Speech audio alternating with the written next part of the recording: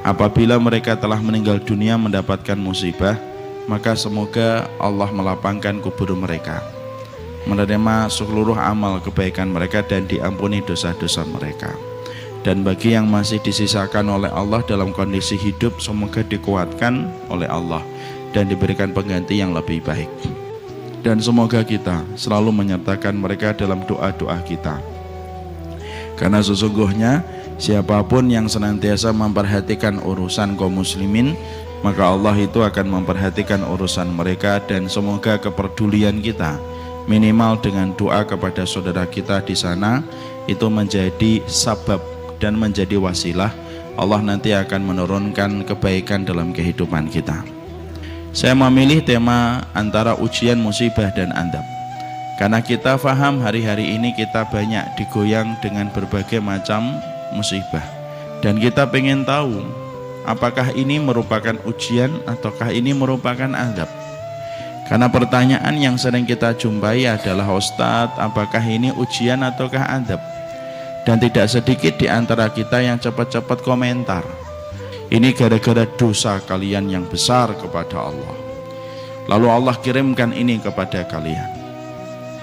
Ada yang juga buru-buru berkata, ini adalah karena keimanan kalian, makanya Allah menguji kalian supaya bertambah keimanannya.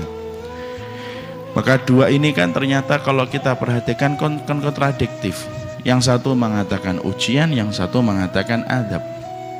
Makanya kemudian kita harus paham, jangan sampai kemudian nanti kita buru-buru komentar padahal kita tidak berpikir.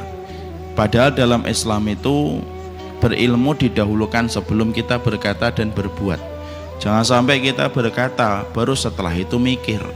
Yang benar itu mikir dulu baru berkata dan berbuat.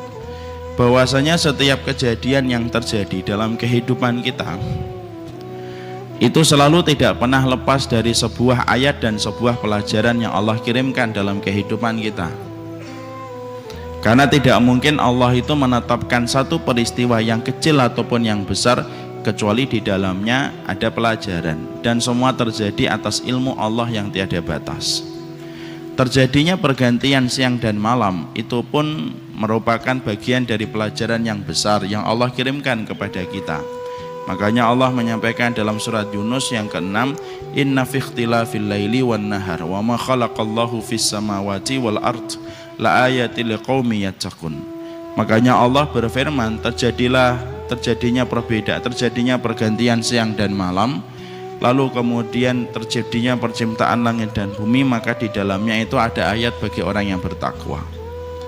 Kenapa saya ingin menyampaikan tentang poin yang pertama ini? Supaya kita betul-betul mampu membaca setiap ayat dan setiap tanda yang Allah berikan dalam kehidupan kita.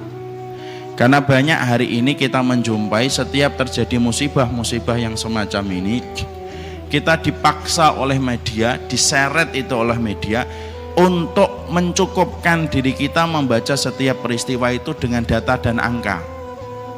Akhirnya apa? Yang terpikir oleh kita berarti kita harus menciptakan teknologi untuk mengalahkan alam. Kalau kemudian kita selalu berpikir bahwasanya setiap kejadian kita tidak menangkap ayat dan tanda yang Allah berikan dalam kehidupan kita, ya sudah, tidak ada pelajaran dan orang itu hina. Kenapa saya berani mengatakan orang semacam itu hina? Karena orang yang tidak mampu membaca ayat Allah itu lebih buruk daripada orang yang tidak mampu membaca aksara dan huruf. Padahal Allah itu kalau menciptakan dan memberikan satu kejadian itu tidak pernah lepas dari satu tujuan besar yang Allah ingin berikan dalam kehidupan kita. Allah itu kalau sampai kemudian memberikan satu peristiwa yang besar, sampai kemudian kita mendapati peristiwa yang tidak pernah kita jumpai dulu di waktu kita kecil. Dan saya khawatir media kalau kemudian menutup dengan kata fenomena alam, selesai itu, akhirnya tidak ada pelajaran yang kita ambil. Tapi yang kita harus pahami adalah, lo yang menggerakkan siapa? Dan kenapa digerakkan hari ini? Kenapa Allah gerakkan terus menerus? Ada kekuatan besar di balik data dan angka yang tidak difahami oleh orang kafir dan orang yang berdosa. Tapi sesungguhnya kekuatan yang besar itu hanya bisa dibaca sama orang yang beriman kepada Allah dan Rasul.